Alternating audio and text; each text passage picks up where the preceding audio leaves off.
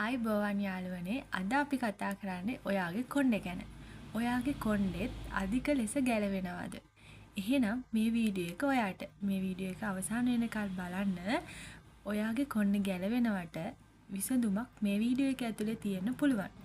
ඉතින් යාළුවනේ කොණ්ඩේ වැටීමට ප්‍රධාන හේතු කීපයක් තියෙනවා. ඒ තමයි යකඩ ඌනතාවය, විටමින් D ඌනතාවය, මානසික ආතතිය, හෝමෝන වෙනස්කම්, ප්‍රෝටීන් අඩුවීම, සුව නිින්දක් නොලැබීම තමයි අපේ කොණ්ඩේ යාමට ප්‍රධාන හේතු කාරණා වෙන්නේ. ඉතින් යාළුවනේ අපි කොණ්ඩේ නිරෝගීව තියාගන්න නම් ප්‍රෝටීන් බහුල ආහාර ගන්න ඕනේ, අයන් සහ විටමින් D ප්‍රමාණවත් ලෙස ලබා ගන්න ඕනේ, සුව නිින්දක් ලබා ගන්න ඕනේ. ඒ වගේම තමයි මානසික ආතතිය අඩු කර ගන්න ඕනේ.